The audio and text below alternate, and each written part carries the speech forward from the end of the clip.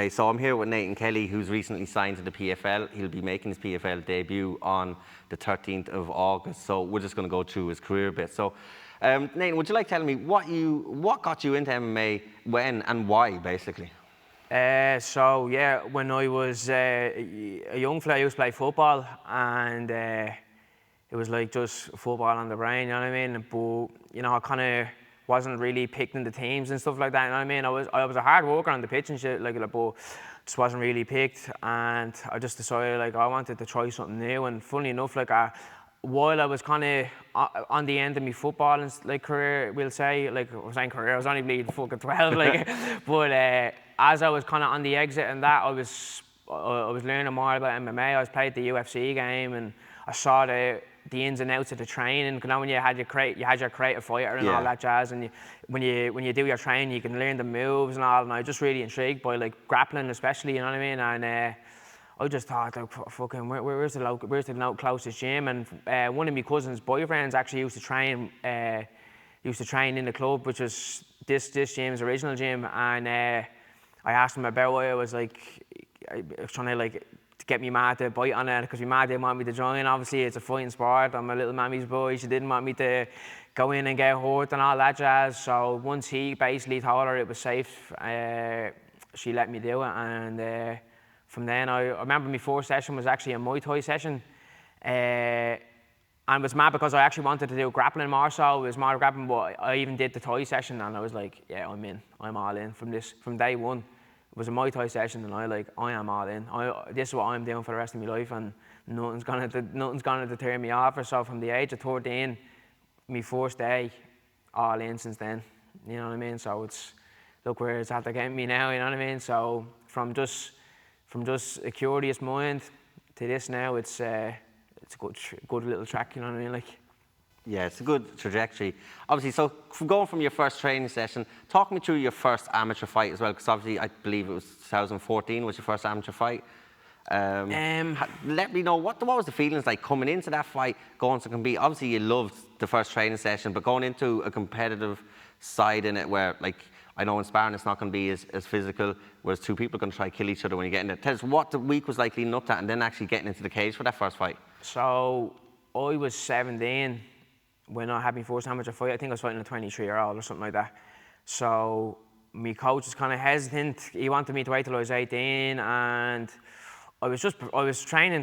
This is during my summer holidays and stuff for school. I was still in school, obviously, but I was only finished 5th year, and he saw how hard I was working. Some of the other lads who I was better than were fighting, and he just gave me the chance. But the week here, there was no real hype or anything like that. You know what I mean? I just ate clean and trained and cut me little bit of weight that I had to cut. I was only a little skinny little fucker, you know what I mean? So I didn't have to lose too much weight, so. But no, I was 100% confident going into that. There was no way I was going to lose that fight. I was buzzing for it. I was in too good of a headspace to lose, you know what I mean? And I just went in and did what I knew I could do on the night, and I smashed a man in a minute and a half or something like that, yeah, in the first round, yeah. Yeah, that seems to be the story of a lot of your fights coming up. But then tell us the feeling about, once it was over, you got your hand raised. Did you have a crowd at the time? Was there people cheering you? What did it feel like to actually, all your hard work was showcased? Yeah, I think it was up in Belfast, you know what I mean? So it was only a small crew went up. There was a few lads from the gym and a few of the local boys from Fingers who went up, because a few of the other lads from the gym were fighting as well. But when I got the hand raised, it was just unreal, because since I was a kid, since I started training, that, the whole purpose was to get that first fight and to get that feeling. And once I got my hand raised and I got that winning feeling, that addictive kind of chasing the dragon, we'll say, you know what I mean, of getting that winning feeling again, it consumed me. And ever since then, I've just been purely addicted to the feeling of winning, you know what I mean? Obviously losing isn't great, but you overcome losses in your own way. But the feeling of winning, anyone who does this sport, they can tell you it's hard to explain how good you feel when you win, you know what I mean? And since that day, and I got that first win, I got a taste of what it's like, and I just wanted to keep tasting it as much as I can. Obviously, like I said, you do lose some, fair is fair, but that winning feeling, there's nothing like it, honestly. So then obviously you've had quite a few amateur fights, but I want to touch off, you went to the IMMAF as well. Tell us what that experience was like, what you felt you learned from it, and the ins and outs of the daily fights and stuff like that that people might not know about. Yeah, so I went to the one in Vegas, so I was like 19 at the time. I thought it was fucking deadly. I was like, well, I'm going out to Vegas. Like, it was just surreal to me almost, you know what I mean? But it was good. Like, it was a new environment to me, you know what I mean? Because you're in a hotel with all your future possible opponents. You're kind of sussing out, oh, is he in my division, or does this guy in my division, blah, blah, blah. But, you know, you kind of just, when you're there, you just kind of forget about all that shit then. Once you do your way in and you get your draw done, see who you're fighting, and then it's just business then, you know what I mean? You go in and do what we're set to do. I got to the final, so I had 5 fights in 6 days. My first fight, I was glad that, because my second opponent actually got a bye. But I was glad that I had the first fight, because I had a feeling of I had the adrenaline dump, all that stuff. So I was glad to have that taste of it. So going into that second fight, I was like, right, I know what this feels like now. I'm ready to kill in here, you know what I mean? But yeah, it was a really good experience. You're fighting the best each country has to offer, you know what I mean, from their national perspective. So you're fighting the top lads.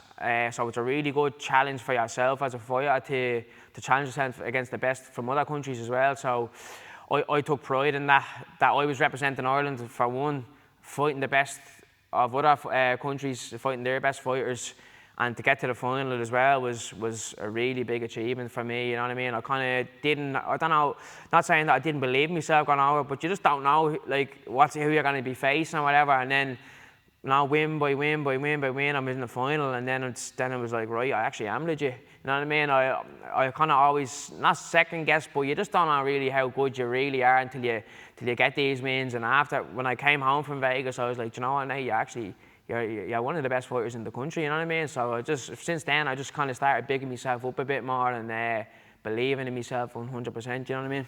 Yeah, no, that's 100%. Obviously, when you're over there, you have to do weigh-ins every day and stuff like that, medicals every day. Like, how hard is that to keep the weight? Because it has to be exact going in, doesn't it? How hard is that to do? Especially when you see maybe some of your teammates going out and they're probably eating differently. Like, how does that affect you, or did it affect you? I mean, like, some of the lads obviously got knocked out earlier than others, so they're eating burgers and going on the drink and shit like that. But like, I don't know, I was there to win the gold medal in my head, so no matter what was going on around me, I was just tunnel vision, you know what I mean? So, like, obviously you're looking at this temptation and this and that, but as long as you're disciplined, you'll make weight, you know what I mean? Just don't eat too much shit, like, you know what I mean? I think I actually lived off sushi, I think, for the few days. It was really light and it was the perfect amount, portion sizes and stuff like that, so I lived off sushi for the week and kept the weight down and just watched myself, just stayed disciplined, do you know what I mean? Didn't eat too much, didn't drink too much. I remember one thing though, I don't know, I think me coach was getting up in the middle of the night and knocking off the heat, knocking up the temperature in the room, because I used to wake up, I was waking up in the middle of the night thinking I was pissing the bed. I was fucking full of sweat, like, you know what I mean? I woke up and I was like, what the fuck? I was like, nah, I didn't piss, so I'm good. It's just sweat. But every night I was sweating buckets in the bed. So obviously that was a big help in keeping the weight down to wake up. It was like a little mini wake up before you even step on the scales. I did, like, you know what I mean? And it's a natural kind of one. But yeah, I just was disciplined and just didn't think too much about the finer things, the distractive things. You know what I mean? Just stayed on the ball and kept my head down, like. And then obviously that's a great feeling to come home, and you'd said your mother wasn't sure about you going into sport. When you came back from that, at what stage did her mind change about you going this? Obviously you went in, but once you were competing at a level like that, did she see maybe there's a future for a minute? Has she changed her tune, or is she still worried about you? I think she's only now coming around, you know what I mean? I think she used to hate watching me fight. She used to hate watching. Same as most of my family hate watching me fight. Bar some of them, they love it, you know what I mean? Obviously, but I think she's only starting to come around because she was like, I don't want you to be hurt, you know? And I was like, man, like, it is what it is. I'm doing this, whether you want me to be hurt or not, I'm still gonna be doing it. But I think after Bellator there, it was a real kind of like, all right, he actually now he can't. I think he is good enough now. You know what I mean? And then when like I'm on a 5-fight win streak now, so I think each fight I'm kind of showing her like, look, man, don't be worrying. I'm on the right track. You know what I mean? And I always had this thing. Actually, it was like I remember years ago. When I was still in school, I had like a little, I'm not saying an argument with her, but it was more like she was like, oh, what do you want to do after school? I was like, I don't want to do it, and I just want to fight. And she was like, well, you can't just fight. You need to do this job, and need to do this, and blah blah blah. And I was like, look, I'm doing this for us. You know, I'm doing this so we can have a better life in the future and stuff. Because I was fully believed that if I dedicate myself to this 100%, I could reap the rewards from it. You know what I mean? And give me family the better life that we always wanted, and make things a little easier on ourselves, you know what I mean? So that little argument, after that night, I was like, oh, I'm going to prove to you now. It was almost like a little in spite, because I am a bit of a spiteful fucker, you know what I mean? So I was like, right, we'll see, man. We'll see. When I'm making thousands of money, or thousands of euros and stuff like that, we'll see. I'm going to remind you of this argument we had, like, but yeah, so she's coming around now eventually, you know what I mean? I think she has no choice but that, as I said. I'm all in now, so whether she likes me doing it or not, I'm going to be doing it regardless, you know what I mean? Yeah, well, we're going to have this nice little clip to play her back in a few years anyways as well. Yeah, so, that's it. So we can see. I want to just, one last question about the IMMAF. Would you urge, or what would you recommend for amateurs? Would you recommend amateurs going forward that they go into the IMMAFs, into that system, especially now you've got the Super Cup, you've got a lot more options. You've got the Super Cup, the Four Nations, which was on. What do you make of all these coming about, and do you think more amateurs should get involved? 100%. I think it's going to do nothing but help your growth as a fighter, because it's consecutive fights, consistent fights, obviously providing you win and blah, blah, blah, but it's more options to fight for one. If you look at amateur boxing and all that, they fight nearly every second week, like, you know what I mean? Whereas over here in the scene now, the Irish scene is starting to pump back up locally and regionally. So jump on as many shows as you can, fight every second month if you can. Get on the IMMAFs now. I know it's expensive and you might need to do a bit of GoFundMe or a bit of, you know what I mean, fundraising or whatever like that. So, but it's all valuable experience. You know what I mean? Like I said, I have 5 fights in 6 days. That was nearly 3 years worth of work in a week for me. You know what I mean? So it was like, right, there's a lot to get from this. You know what I mean? And then each fight, you're growing into yourself more. You're comfortable. You're more comfortable as the fights go on. So it's not like you have stage fright when you're jumping in the ring, because you've already had 4 fights in the last 3 days. Why would I be afraid? I know exactly what I'm able to do, and I know what the plan is. So in terms of like growth into the sport, if you have good intentions to go professional as an amateur, rack up them IMMAFs, rack up them regional shows, fight everyone, fight anyone, fight the best, fight whoever they put in front of you. It does not matter. Just get the experience, fight as many people as you can, and just enjoy it, you know what I mean? And then when you go pro, then knuckle down a bit more, be selective of pick the right fights then for your career, obviously, you know what I mean?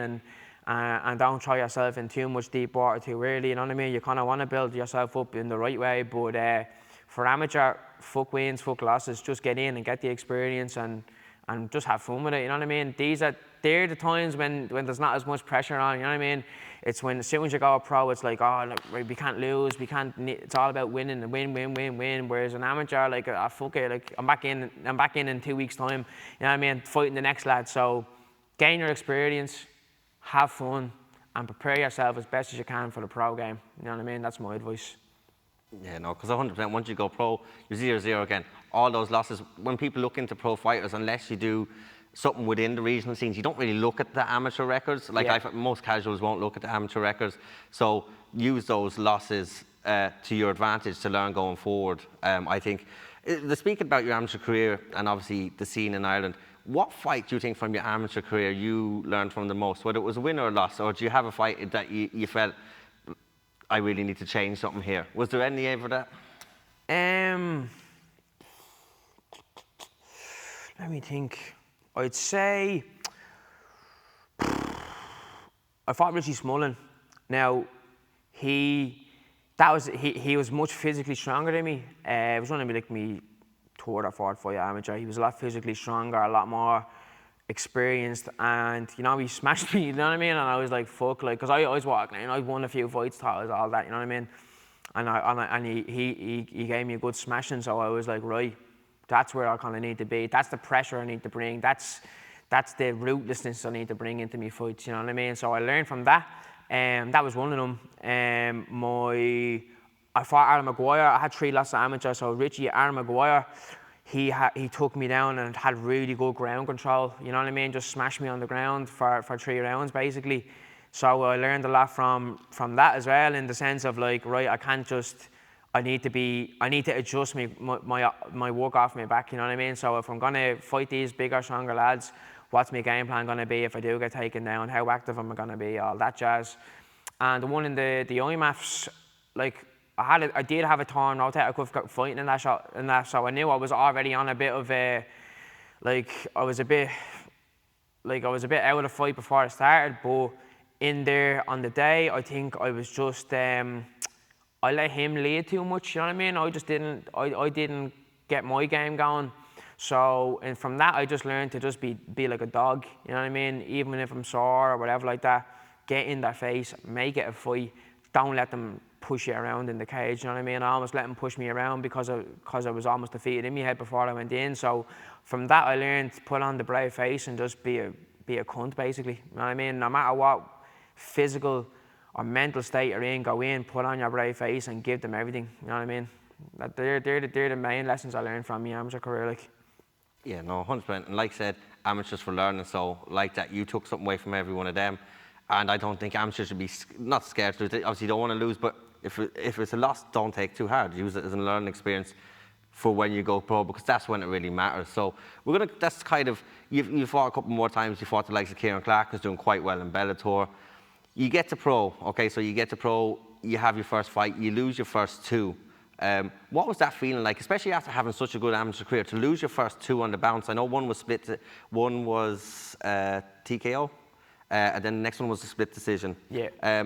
As a fighter, obviously having such a good amateur career, how did that feel then to lose your first 2 fights? Because you're human at the end of the day as well. You've put in so much work then to, I don't want to say fail, but to come up short, let's say. What feeling did that give you? So the first one, that was really tough to take, because I was on such a good run going into my first pro fight. I felt on top of the world, you know what I mean? Now, there was a few variables going into that fight that maybe, now when I look back, because I'm a bit older and wiser, I didn't do right in terms of my weight cutting and stuff like that. I was basically, long story short, I lost the weight the complete wrong way, you know what I mean? So I was very depleted going into that fight. Then on the night, you know what I mean, I got caught with a lovely shot, recovered to an extent, took us back twice. I'm great from the back, couldn't finish, just wasn't there in the night. He ended up clipping me again and the ref stopped it. So I put in some amount of work for that fight, you know what I mean? I worked my bollocks off. Anyone in the gym will tell you how disciplined I was, even in regards to my diet, like, and stuff like that. Not that I was dieting the right way, but I was doing it. I was disciplined in the wrong way.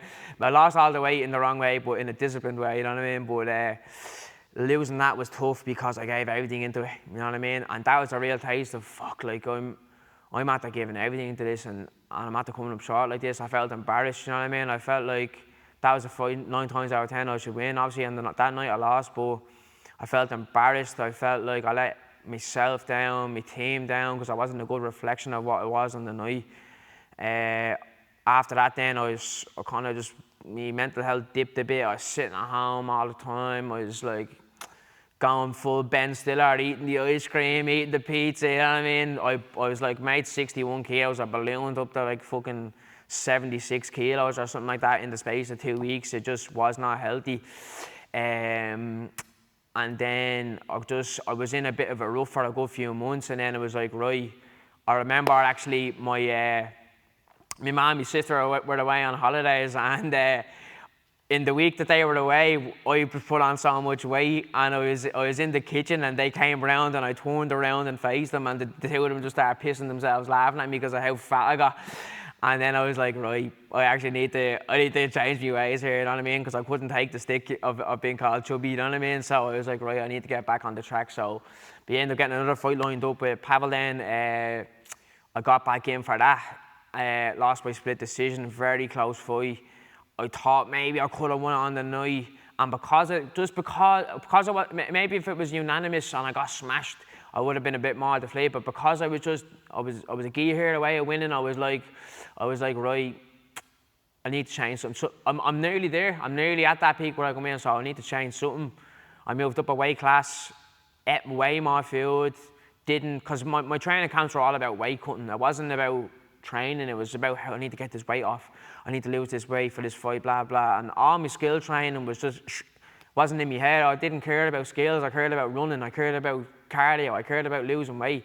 And that's not the right approach as a fighter. So I was like, fuck it, I'm gonna move up a weight. I'm gonna put on a bit of size, I'm gonna hammer the calories into me.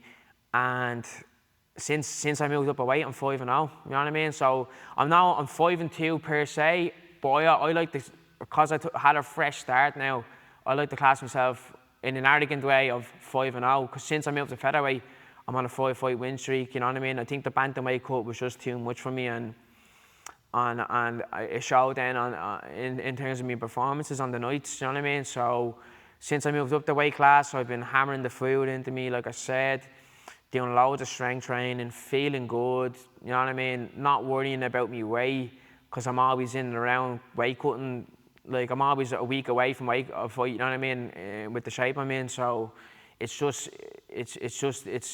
feel more comfortable now at featherweight, and I feel like I'm really showing me true skills, power, all that jazz at featherweight, you know what I mean?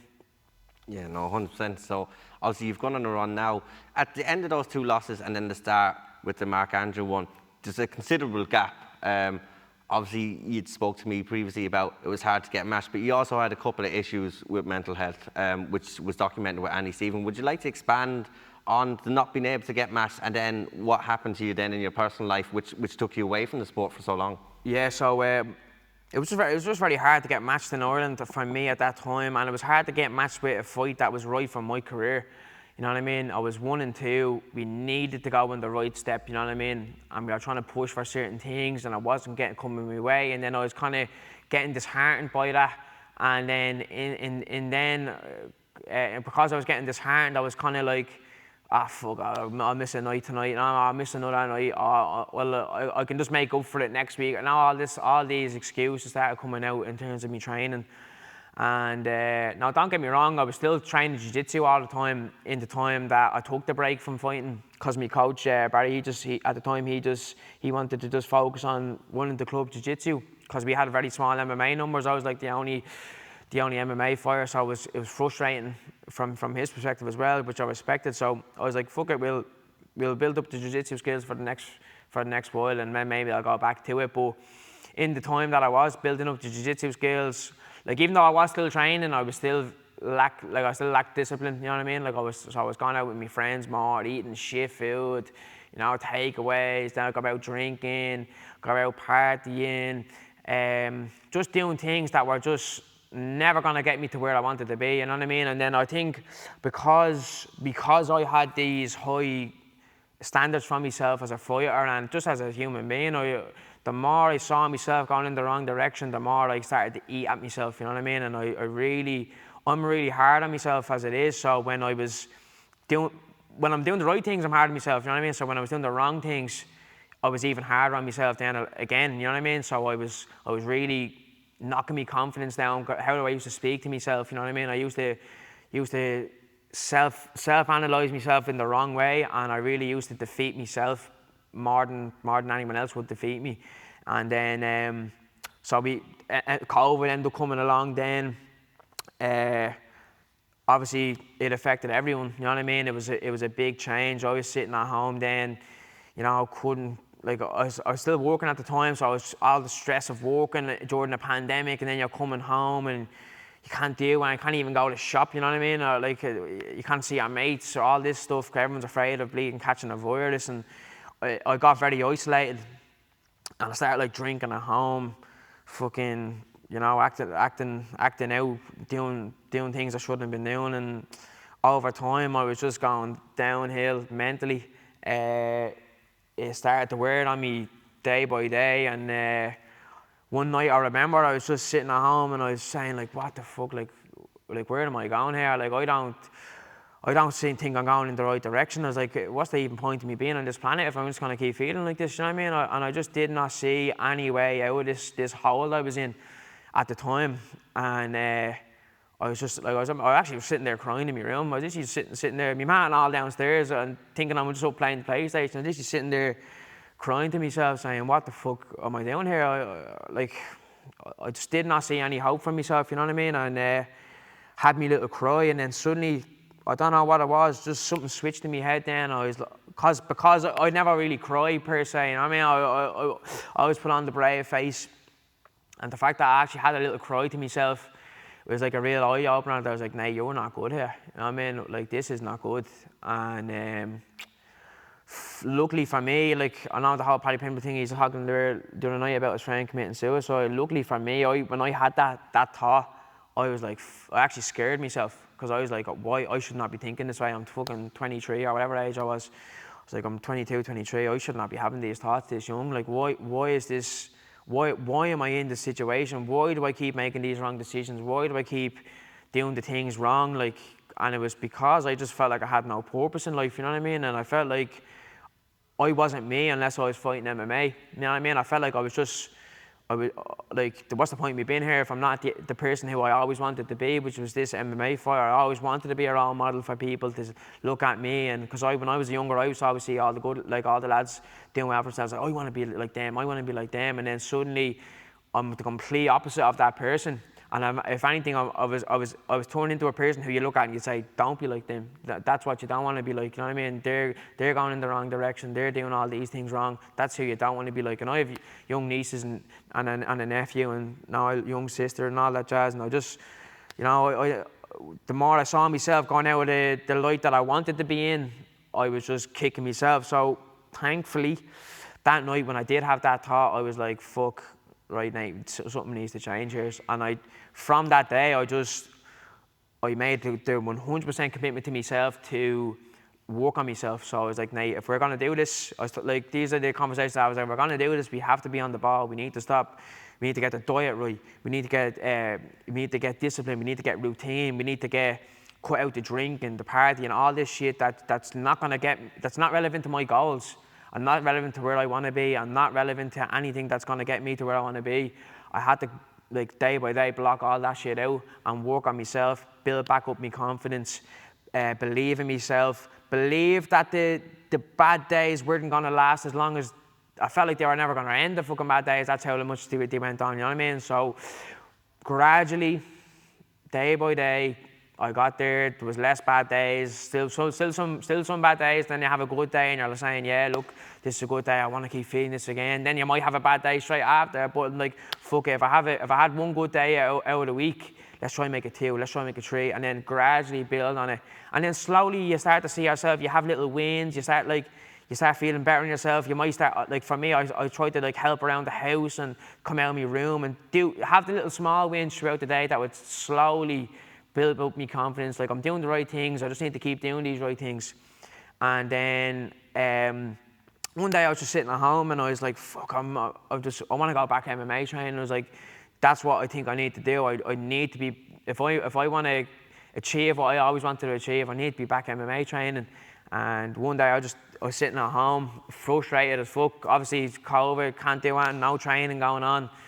I just text John Kavanagh. I was like, said, John, I'm interested in coming back training. I think it'll suit me training with yourselves in the club. And he sent me the schedule and said, you're welcome up any time. And thankfully, I made the decision to join back MMA. And since then, it's just been a consistent incline of progress, mentally and physically. And just over that time, I've really felt like I've turned my life back around, and I've went straight back on the path where I always wanted to be. And I think once I'm on this path with the mindset that I have now, I feel like it's more unbreakable than it's ever been, because I was so low and I was at that lowest point. Now I'm coming back, and I'm like, nah, I'm never going to be like that again. And I'm so self-aware to never be like that again that I'm almost, like, indestructible in my mind. I won't let anything, like, influence me that might change my perspective on things or like that. I am fully in on this, and that's all I can see.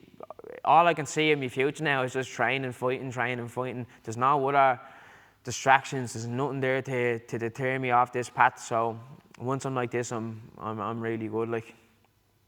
Yeah, no, I'm glad you came through it, and obviously you can see what it's done to you. You came out and you'd said in little pieces on your story, you'd done the article with Andy. Obviously, you'd got through it, like was mentioned over the weekend, there is a stigma kind of attached to men talking. Once you got through that, a lot of people would just get on. What made you want to make it public for people? John, I was sitting in my car, actually. It was after one of my fights, I think. I was sitting in my car, and I actually just I self-reflected. I think I had got a bit of fluid or whatever. I was just sitting in the car, and I was just sitting there, and I was like, fuck, man, you've actually come a long way. I just self-reflected, and I was like, fuck, like, why not use me platform? Not that I had a big platform at the time. I only had 1,000 odd followers, but I just know I'm from Finglas. Drug abuse is rampant. Alcohol abuse is rampant. There's a lot of people around here who feel like, you know what I mean, they're going nowhere. They probably aren't going anywhere. But it's up to them to make the right choices, you know what I mean? And some people are in ruts that they can't get out of, and they can't get out of it, they just feel like they can't. So I was like, fuck it, I was there before. I was like, why can't I just maybe, like I said, I didn't have many people like following me and shit, but whatever platform I did have, I was like, why not just like this indestructible MMA fighter who's all this and that, you know what I mean? Like, I was there before, I was in that bad spot, you know what I mean? And I was vulnerable. And like anyone can be vulnerable. I could be vulnerable, something could happen to me tomorrow and I could be back in a bad state of mind or whatever. But I just thought, like, why not give people a bit of an insight to what actually goes on in people's lives behind the Instagram profiles, all that shit. People only see what you want them to see on social media. So I was like, fuck it, I'll let me guard down. I'll be an example for others that like no one is bulletproof. You know what I mean? Everyone had deals with that shit, and everyone, like, you know what I mean? Everyone feels down at times, you know what I mean? It's just about how you can manage your thoughts, manage yourself to get yourself back on track. And I just thought, fuck it, if I can use this platform to spread awareness like that, I'm very keen on promoting mental health and supporting, and like that, as Paddy Pimble said the other day, like, you'd rather your mate cry on your shoulder than go to a funeral. So I'm like, there's a good few suicides over the last few years in Finglas that really scared me, in fairness now, because there'd be people who I knew, you know what I mean,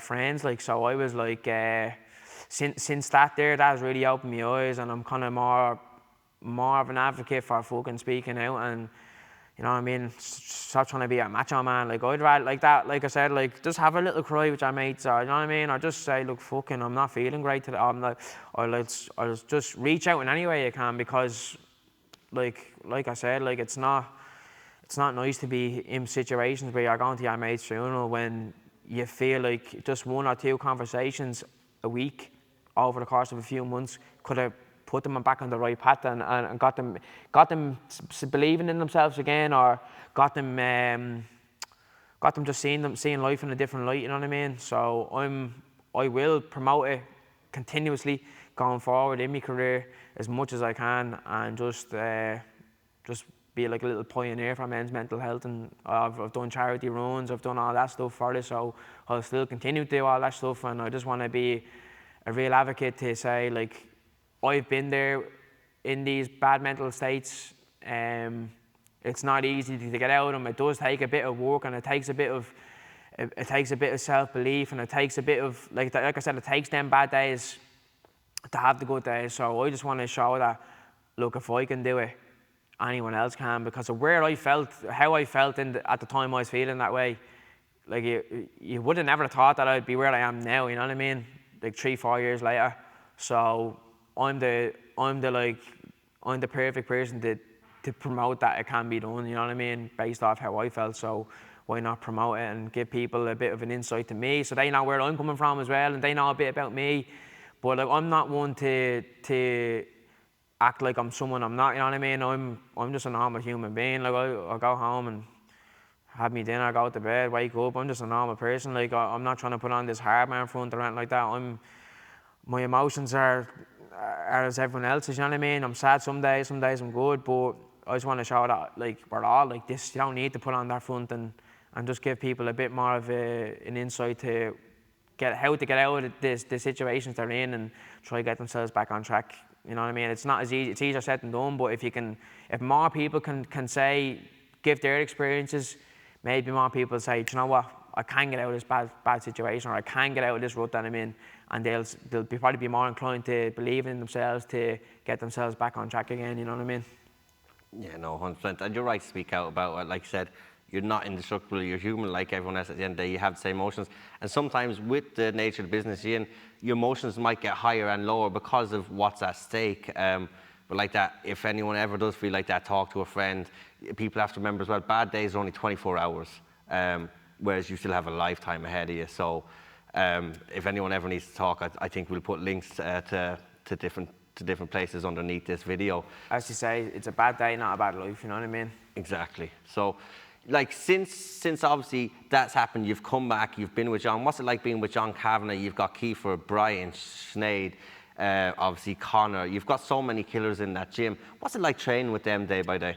It's really good because when I first joined, I was a bit nervous. You know what I mean? I was like, "Fuck, I'm joining a club full of killers here." You know what I mean? I have a lot of people my weight there as well, so it was really good competitive challenge for me every day. But since I've joined there, I just feel like my growth has just gone from there to there because, you know, there's no easy rounds, you know what I mean? And I don't pick easy rounds normally. Don't get me wrong, if I'm bollocks tired someday, I'll go with someone who's maybe an archer or something, so take a little rest round. But I try to challenge myself every day with all the tough lads to, you know, take me beatings, learn from them, and basically evolve into an MMA fighter who is just so well-rounded based off all the styles that I have around me. And use all their knowledge, because I always ask questions. I'll always ask the lad, if one of the lads keep getting me with something, I'll say, what the fuck are you getting me with that? What am I doing wrong? And then we're discussing things, and we're working off each other, and then that creates more involvement with your teammates, and it creates a good buzz. And then as well as that, we're both improving from it. You know what I mean? So I'm just keen from learning from the best, training with the best. And it just gives me a level of reassurance then, because when I used to train with Barry, because I was the only MMA fighter, I didn't have sparring partners, you know what I mean? And I always used to go into fights saying, oh fuck, what if they have more training partners and this? And I used to always have doubts, but now I'm going in and I'm like, nah, I'm good. Like I'm sparring the good lads, I'm sparring good lads, so I don't need to, if I can deal with these, I can deal with anyone, you know what I mean? Especially since I left my job now, I don't have the worry of, oh, I'm not training full time. These lads are training full time. I remember for last Scott Patterson fight, I knew he was training full time. I was like, oh fuck, this fella's training full time. What am I gonna do? I was trying to come up with all the excuses to call in sick for work and all that jazz. I was like making excuses. Oh, I'm sick, I can't come in. Just to get the extra days training in, because I had in my head like, I can't let this fella outwork me. I can't let this fella do all these. So I was coming up with all the excuses. And when I left the job, I'm like, weight off the shoulders, and now I'm like, now I don't need to worry. Now all that little bit of doubt that was always in my head is gone, and that just gives me even more power, mental power, I'd say. You know what I mean? Going into these fights, I don't have any worries. You know what I mean? I'm confident in my skills, and it's just I have a different level of reassurance now, and different level of self-belief that, you know, I can take out anyone on my day. You know what I mean? Yeah, no, 100%. How hard of a decision was it for you to leave the job? I've worked in that industry. I know the financial security that you have. So yeah, the old Aldi game. the old Aldi, and I was in the competitor. So you're right. You're right. How hard was it to leave that? Because I know what the financial situation is like that. To then go and take a chance to do that, like how hard was that decision for you to make? Very, very hard. I remember.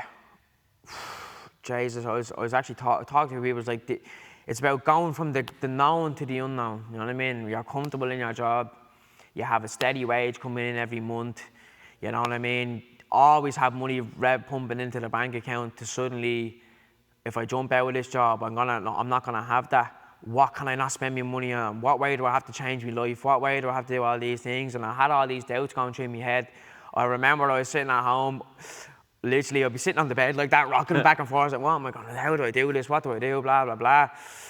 And then I just said to myself, if I'm gonna do this sport all the way, you know what I mean? There's no way I'm gonna be doing it with a full-time job. With doing 40, 50 hours a week, and training on top of that. It's just not sustainable. You know what I mean? Especially to achieve what I wanted to achieve, you know what I mean? So I was saying, fuck this. I was like, do you know what? If I'm going to make the jump, I'll do it for a year or two. If it doesn't work out, I'll just go back to work. Aldi would have me back in tomorrow because I know the system, I know the routine. They would give me a job like that again if all else failed. So I was like, fuck it, take the risk, take the plunge, you know what I mean? See what happens. I don't think anyone achieves good things from staying in their comfort zone all their life, you know what I mean? So me leaving that comfort zone of financial security and a steady wage and all that jazz, really basically gave me the incentive that if I'm gonna be an MMA fighter, I need to put the fucking work in, you know what I mean? And not that I didn't put the work in before, but now that I had these extra sessions, like now that I'm getting the extra sessions, I'm like, right, now I can really show what I'm about, you know what I mean? And I think that alone, just that thought of being able to unlock a different side to my game and just go up another level, that thought alone basically gave me the power to say, fuck it, I'm leaving this job. I don't care anymore. I was at my wit's end anyway. I just couldn't. I fought in Bellator the Friday. I was back working on the Monday morning or Monday, whatever it was, Monday afternoon, and I was walking in like a big bleeding droop, all depressed, having to face reality again. I was saying at one point, I was like, oh fuck it, it's bringing me back down, it's keeping me humble, it's bringing me back down to level pegging.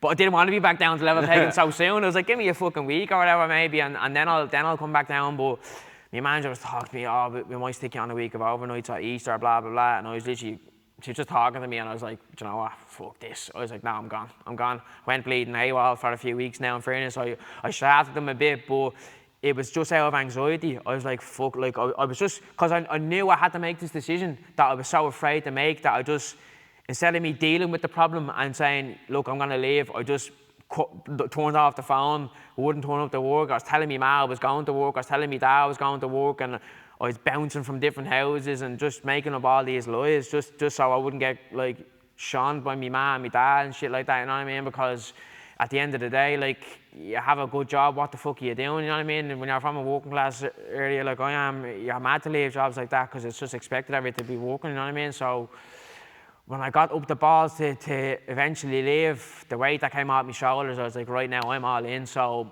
let's go and show everyone what we're about and show everyone how good I know I am, you know what I mean? And since I've had that approach, I feel unreal. I feel like this is what I'm destined to do, and more importantly, I'm loving the life I'm living, you know what I mean? Whereas before when I was working, I wasn't. It was very stressful. You're dealing with all this shit that you don't want to be dealing with, you know what I mean? Now I don't have all them things going on in my head, so I'm like, fucking, yeah, let's show everyone what we can do. Perform like I know I can perform, and let's go aim for the top. That's all I want to do, is just aim for the top, to be one of the best mixed martial artists in the world, you know what I mean? And then fight by fight, year by year, I know I'll get there. Yeah, no, 100%. And then obviously, that was after the Scott fight. You fought in Malta. It looked amazing. You had a lot of your teammates there at SPG, because there was actually a nice little part on your story where you actually just turn around and go, this is my fucking job. And I actually really like that. Yeah. You're like, this is what I do. This is my job now.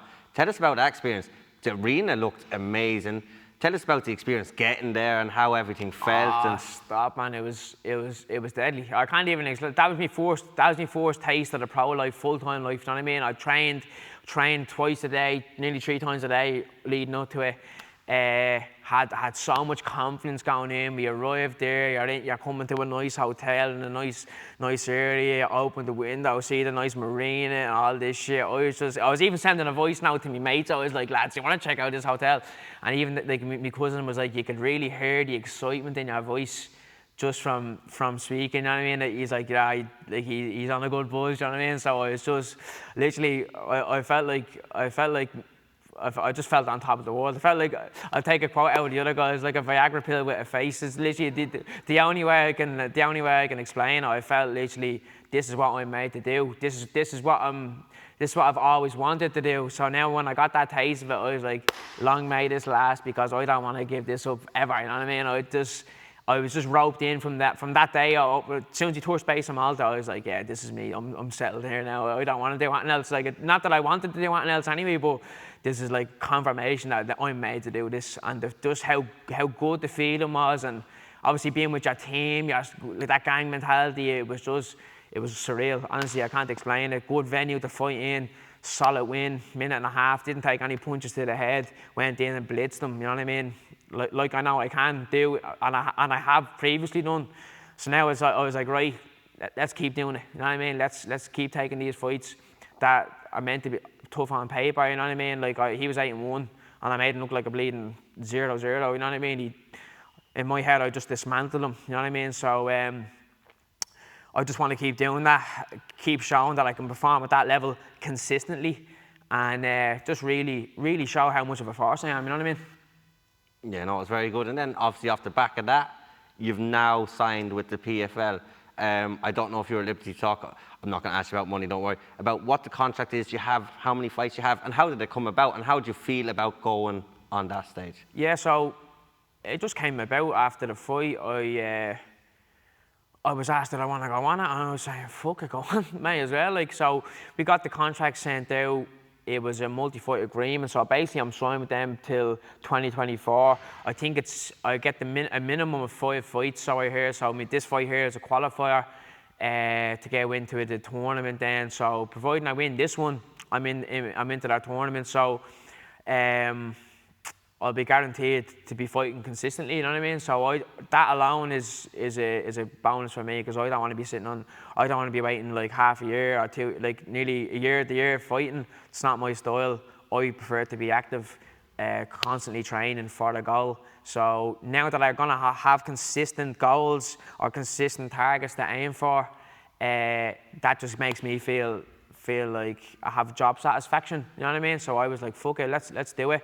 Let's show what we're about. There's not too many. There's only a handful of us Irish fighters in that scene in PFL. So I was saying, fuck it, let's go in and show what we're about over here. You know what I mean? And try really put Ireland on the map in that promotion as well, and try not take part, take over. You know what I mean? Take over PFL. So I have that incentive in my head, and I only said this to John there last week or the week before. I was like, I'm not going in here just to be another fighter. I'm going in here to fucking smash all these people who are in my way, and I really want to go in here and show that, like, Nathan Kelly is a legit fighter, and he deserves to be up there with the best. You know what I mean? So that's what I'm going in to do. That's what I built up that self-belief, and I have that self-belief going in here. So it's just about me performing now and showing what I'm capable of, showing how well-rounded of a mixed martial artist I am. You know what I mean? Showing that no matter who they put in front of me, I'll have a strategy to deal with them and put them away. I have serious power in my hands. I have legit grappling behind me as well. So now I have a platform to show it. So let's show the world what we're about. You know what I mean? That's what I want to do. I want to be someone who everyone goes, oh, where was he the last few years? Like, how have we not noticed him? You know what I mean?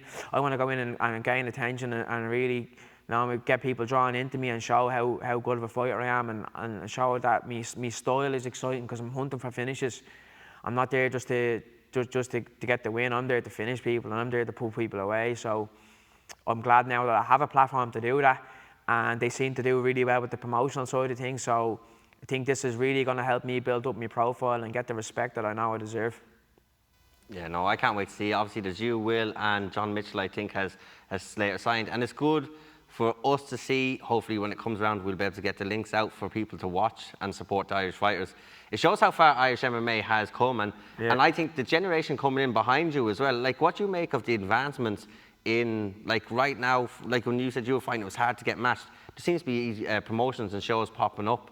Like, what you make of the advancement of the Irish MMA scene at the minute? It's really come on a lot now, in fairness. The show's on fucking every second month now or so, which is great, because it just means activity. It means that there's a buzz around the scene. There's always something going on. It's never going to, like, stagnate. It's always going up, you know what I mean? So once there's activity, the show is, there's a buzz, everyone's progress will shoot up, because the scene is booming, you know what I mean? And once the scene is booming, everyone is just going to go up like that in level. And I really do think, like, that the Irish, like, I'm not saying we're underrated in the side, because we do have really good results at tournaments and stuff like that, but, like, I don't think we get enough credit for how good of mixed martial artists we are over here, you know what I mean? And now we're really starting to show on an international stage, both amateur and professionally, how well-rounded we all are as fighters, and how skilled we are. So I think now it's really starting to show that just from this little island, we are not to be messed with, you know what I mean? Yeah, no, 100%. Like, we are a small nation. There's only a couple of million compared to the likes of Russia's, America, stuff like that, Yeah. and the talent coming out is crazy. So we've kind of got to the end of your career. I just want you to reflect back. We've talked about the fights you learned from the most, the ups and downs of your careers. I want you to pick 2 fights. It could be from amateur or pro. One would be, what would be your favourite finish, and what would be your favourite fight that you've had? Maybe it was a back and forth, or maybe it was you won when, not that you weren't expecting it, but you weren't in the best position. Like, what was your favourite fight? It could be any fight that you want, win or lose. And what was your favourite finish that you've had? I'll take one favourite fight from amateur, one favourite fight from pro, and then my favourite finish. So my favourite fight from amateur was actually, I fought Ian Cleary. I was 18, he was 30. It was for the Battle Zone title. Like, I was only a little nipper, you know what I mean? A little sprog fighting a fucking full-on adult, you know what I mean? I think the cunt was wearing pro gloves as well on the night as well. I was still able to take shots from him, not a bother. But that was one of the biggest fights I've ever had, because I was still so young in my career. And you know, we knew that this is going to be a real challenge. This is going to be the one where I really show how good I am, you know what I mean? So my training for that was just perfect. I went in with a bulletproof mindset. I ended up getting the win. I won my first amateur title, the Battle Zone title, which in Ireland at the time was the biggest title around. And that was what really instated me as the #1 bantamweight in Ireland at the time. I was only fucking 18. So that win really made me feel a million %, you know what I mean? I couldn't even explain how good I felt after that, considering the accolades Ian had and the respect Ian had around the MMA community. Everyone wrote me off in that fight, all the MMA media. I remember Andrew McGann saying, like, well, I thought this was a bit too much for you too soon and all that jazz, and I went in and proved everyone wrong. So that was a big one for me there. Me pro one, do you know what? The fight with Pavel that I lost was a really good fight. I think I just underperformed on the night. I made some tactical errors, but it was a really good, exciting fight. The Scott Patterson fight as well was good. It was a real gritty kind of, like, have to don't play the smart. You know what I mean? It's all about being technical. But I'd say the best win pro. I think the Shane win felt really good for me as well, because I was the underdog going into that as well. There was a lot of hype around him. He was 6-0, a legit guy.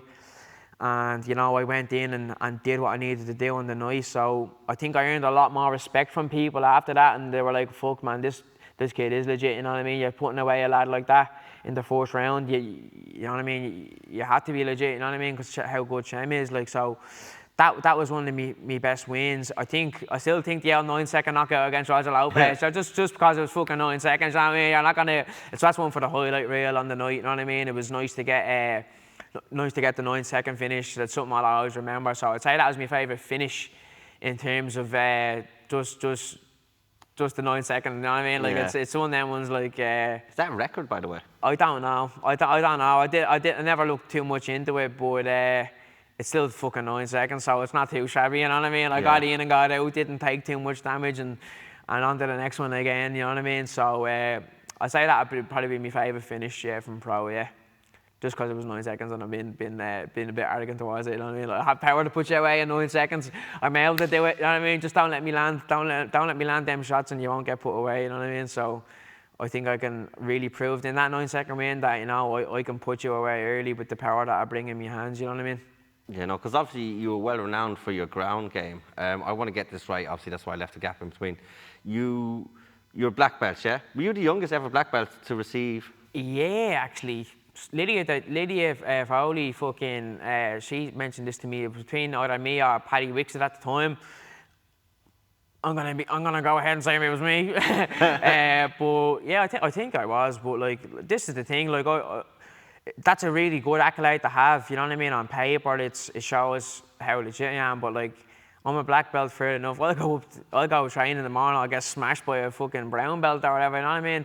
You know what I mean? The belt is a really good. It's an indicator of level, right? I'm at this level now, and you know what I mean. You have that knowledge and you have that experience.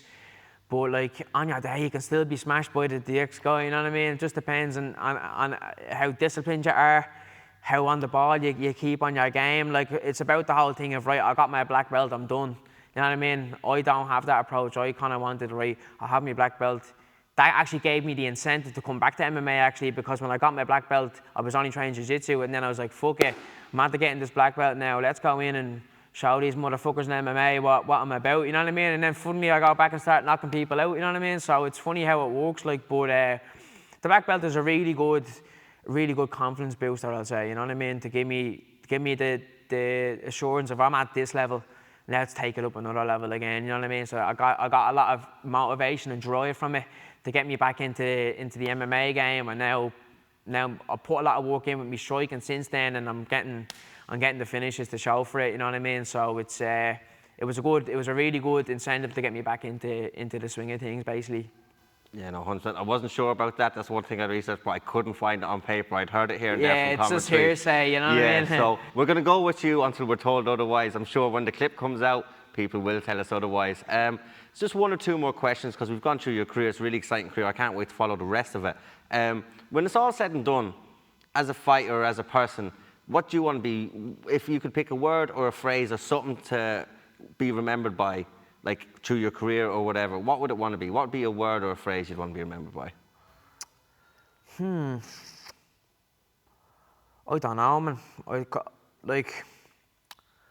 think honest is one. I'm an honest person, you know what I mean? I think you'll have a lot more respect from people if you're honest. But I just hard working as well. I don't know, man. There's loads of words that I would like to represent, that have that kind of represent me, but I don't know. I just think I don't know, man. It's a tricky one. I'm trying to think. It's hard to know, man. I think I just think disciplined as well. I could go on. I could just start listing out loads of things that I just want to be associated with me. But you know what I mean. I think as long as I'm, you know, I'm leading the way for even maybe the younger generations, and even just me family or friends or people in the area. I just want to be remembered as this is a lad who fully committed to what he did, despite being in an area he was in, with drug problems around him, alcohol problems around him, his family problems growing up, all that shit. All in spite of all that, I came out the other end of it with a goal to be really successful in the sport that I did, and I want to kind of lead the light, even in the likes of area like this, like Fingers, that like you don't have to be on the street selling drugs, you don't have to be doing all this shit, like you don't have to be standing on corners, you know what I mean? If you commit to something, whatever it is, if it's got fucking a trade or if it's whatever, if you commit to something all the way, you can have a better life from it, you know what I mean? And I just want to, if I can be remembered for one thing, it's just that I can maybe inspire other people to follow the path that they know they should be following, and to not just take the easy way out and follow the crowd, you know what I mean? I'm not one to follow crowds. I think it's actually something that I'm actually proud of myself for it, that I don't follow crowds, and I'm really set on my own way, and like if they're doing that, fuck, I don't give a shit, I'm doing this, you know what I mean? I want to inspire people to go, no, take this, go follow me, do this, you know what I mean? Don't do that, do this, you know what I mean? And I want to kind of lead the way for others to not just follow their mates, or not just to step out of their comfort zone, have the balls to say, no, I don't want to do that, I want to do this, and just stay true to yourself, you know what I mean? And I'm true to myself now, and I just think that if more people can just take bits of me and maybe implement it in their own heads, like I said, around the area, there's not a lot good going on around here, you know what I mean? And if I can be a real light on all these young fellas, or on all these young ones who maybe want to make something of themselves, and you know what I mean, they're just quite afraid to step out of the comfort zone, and they're afraid to go their own path, on their own path. I'm an advocate of, like, when you go your own path, it's more beneficial than following the crowd, you know what I mean? So if I can be remembered for anything, I think it's just to go your own way, you know what I mean? Not follow the crowd, like, per se, if that makes sense. Yeah, no, 100%. And I like the words that you use, actually, the disciplined, honest and hard working, because that really instills kind of Finglas and where you're from and what you've had to do to keep on that road. Because like I said, the drug abuse problems, the alcohol around the place, which is the drug abuse problem around the country is a pandemic in itself. Look, at the moment, I think. The drug abuse problem now, man, it's crazy. It's just normalised. Like all these young people nowadays, you know what I mean? It's just normalised that it's just everyone's whacking the drugs out of it, and it's almost it's like no one, like it's not uncool to do drugs, you know what I mean? It's almost like, the lads are doing it, fuck it, you know what I mean? Like, each to their own, but over the period of the years, like, yeah, all the abuse adds up, you know what I mean? I come from a family where drug abuse is evident towards me. I've seen it in front of my eyes. Alcohol abuse, I've seen it in front of my eyes. I grew up around it. I've learned from it, you know what I mean? I've dabbled in it myself, you know what I mean? To a point where I don't want to dabble in it anymore because I saw where I was going, you know what I mean? And if it just over the, like, consistent abuse on your mind and your body, it's just not good. And I think we can get this stigma of, look, just fucking start packing it in and just, I don't want to, I sound like a party pooper to all the boys and shit like that, but like I have young nieces and nephews like growing up now, and obviously young cousins and shit like that, and I'm actually really fearful of them growing up because I don't want them to lose sight of themselves because they followed all their mates and they did what maybe they didn't really ever want to do. So, you know, I'm going to try always push the stay away from it approach, you know what I mean, and really stay true to yourself, keep yourself clean, keep yourself on track, and just when you're 30 and your mates are 30, you see where you are in your life and see where they are in their life. I guarantee there'll be a big contrast in where you are and where they are. So that's the kind of approach I'd like to start pushing on the younger generations nowadays, you know what I mean? Because I'm seeing it firsthand, like. Okay, so obviously Barry was your coach that got you into MMA with the Muay Thai, you said, and then the Jits, and then obviously you've got John now. Like, what? Obviously, they're two different the styles and different people. And what does one Barry mean to you, and what does John mean to you as a coach to have him in your corner now? So Barry, to me, when I joined the sport, so I basically my mum and my dad couldn't afford to pay for the training. It was very expensive. And Barry obviously saw something in me from my first few weeks in the gym. He saw, because I was going up every session to be the best, you know what I mean? And I was trying my hardest to really impress him, to get his attention, you know what I mean? And I think he really saw that, you know, it was worth putting time into me. And thankfully for me, he did, because I don't know where I'd be now if he didn't put that time into me, because he was like a father figure to me almost. He guided me in the right direction. He made me believe in myself. He gave me a platform to kind of grow as a person, and he really made me feel like I could have been something, you know what I mean? And so without him, I wouldn't be here today. And honestly, I don't know what I'd be doing if I never met the fella, because he really gave me an incentive into life that just really shot me upwards, you know what I mean? And I still, like, obviously I'm still very close to him, you know what I mean? He would advise me on a lot of things. He's like I said, he's like a father to me, you know what I mean? He really always has my best interests at heart, and you know, that just, it's nice to know someone has your back like that, regardless of what happens in your career. Like now, you said there, I'm training with John now, but like, he will always have my back and I'll always have his, and it's just, I just have a bond with him that I've never really had with anyone else before in my life, because like, obviously, whatever went on with my family, I wouldn't have had too many good male role models in my life, you know what I mean? So to finally have one in the sport that I loved, you know what I mean, it really helped me on my path, you know what I mean? And I'm really grateful that I met the fella, because, like I said, I don't know where I'd be. I'd probably be fucking I'd probably on a corner selling drugs or strung out or whatever like that, you know what I mean? Because it's so easy to fall into that system around here. And I'm just grateful that he let me clean the mats to pay for my membership. He let me work for him basically, and took me under his wing, and really helped me be disciplined. Gave me the whole wax on, wax off approach, you know what I mean? He let me have that kind of approach where you put the work in, stay humble, you'll get your rewards, work hard, and the time he put into me really got me to where I am today, because I know I didn't have a lot of training partners. I had a lot of one-on-one training with him, so to be at the top of the amateur game with no sparring partners, that really was a testament to the work we put in. We worked really hard, like. So for that, I'm grateful. For this time, I'm grateful. And just to have him in my life, I'm grateful, because, like I said, he's a real saint of a man, honestly. He's a proper gent, and like, just he's one of the biggest influences in my life still to this day, and will always be, and there's no other way around it. But now I'm obviously in SPG. I have the likes of John there, Dave Roach. They're they're really pushing me now, you know what I mean? They really see the work I put in. I think when I was first joined the gym, I was still working, so it was kind of hard. I don't think they knew how, like, where I was gonna go with my career, because I'm still managing this full-time job and blah, blah, blah, because, you know what I mean, you're not getting as many sessions in. I'm probably just a bit behind the lads who are training full-time, so I was busting me bollocks on the mats every day to try to prove to John and Dave, you know, that I am good. I just need to get out of this job. So I just thought, right, fuck it, I'll work hard, I'll rack up my fights, get myself into a position where I can leave my job. And now I'm in that position where I left, and the lads are behind me all the way. And I have it like that. I have a level of reassurance to how experienced they are as coaches, how many fights they've cornered. I'd say you couldn't even count how many fights that the two lads have cornered between them, you know what I mean? So to have that knowledge, to have that experience in my corner is a big help for me to be like, it's like extra reassurance based off my confidence and my skill set, all that jazz. Just to have that, that's like the base factor underneath all that. So I feel extra secure whenever I'm stepping into the cage, that like I have a good circle here, have a good team around me.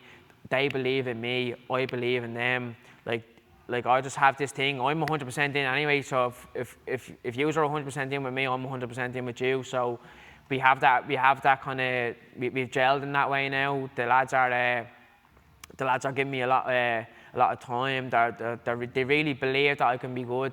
So it's just about working as hard as we can, putting people away like I know I can, and just showing everyone what I can do with them in my corner. Like I said, it's a level of reassurance that it's hard to explain, but when you have them, like that good close-knit group around you, as well as my teammates, coaches and teammates, when I have that good set around me, you know what I mean, I feel indestructible in a way, you know what I mean? So having their guidance and their knowledge beside me is a big push in the right direction, and it's a big lift for like my progress, if that makes sense. You know what I mean? It really assures me that I'm in safe hands, basically.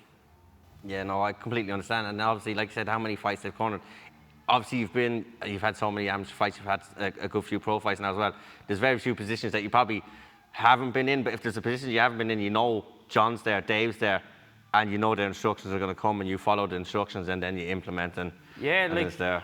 That's it. They've seen it all, they've heard it all, they've done it all, you know what I mean? So it's like the experience that they have gets like expressed out through me then, you know what I mean? So when I am in them positions, it's don't do this, don't do that, maybe do this, maybe do that, you know what I mean? There's not a whole lot, like it's always positive with them, you know what I mean? It's always positive, very little negative. In fact, sometimes even John says to me, I need to change the way I think, and I'll be training, and I'm like, I didn't get that, and I'm like, fuck's sake, and he's like, no, don't say fuck's sake, say like, right, I didn't get that, I'm gonna get this, you know what I mean? So it's just, he's trying to even get me to still change my approach and my methods of thinking, but yeah, look, it's just, like I said, it's just the reassurance that you have and the confidence that you get of having this experience in your corner, like it really does stand to you. And I'm grateful that I'm in a good position now, and like that I have Malta signing a good promotion and all that jazz, and now it's just like, it's us versus the world now in my eyes, and it's just time to show it all, show what we can do. And I just know my determination, my willpower, my self-belief, my skill set, you know what I mean? I'm a dangerous person, and fight by fight I'm showing that, you know what I mean? I'm on a 5-fight win streak now. 4 first round finishes, like there's a lot to be said for that, you know what I mean? I'm going into my 5th fight now, I think, in 12 months.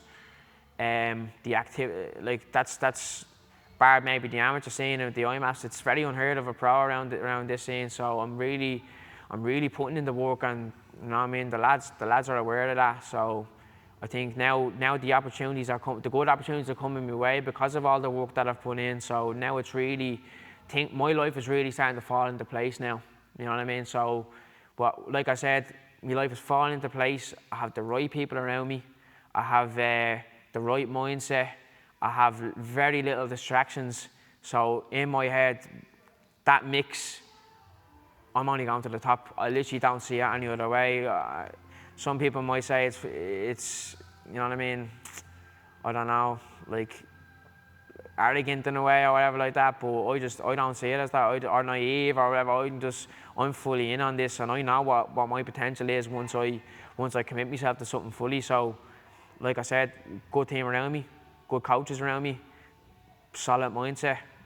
The top is all I'm aiming for, and fight by fight I'm showing it. And over time, people will realise that, you know, I was slept on for a while. I still think I'm a dark horse in the Irish MMA scene. I don't know if I get a lot of credit for what I'm doing, but I'm an OG of the game. I'm only fucking 25, but I fought at the Who's Who in amateur. I fought the Who's Who in Ireland and stuff like that. I'm pro now, and I've never had an easy fight.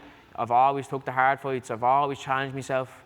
So I will continue to do that going forward. So once I keep doing this, putting people away who are better than me on paper, like there's only one trajectory I'm on. It's like I said, it's to the top, and I don't have any other visions in my head except being a champion in whatever division or whatever promotion or whatever it is. I will be a champion. I'm gonna put the work in. Just watch and see. Yeah, no, and I can't wait. And the next part of your journey will be on August 13th at PFL in Cardiff. I can't wait to see it. I want to thank you so much for your time. It's been an absolute pleasure. Thanks very much. Thank really you so appreciate much. the time. No problem.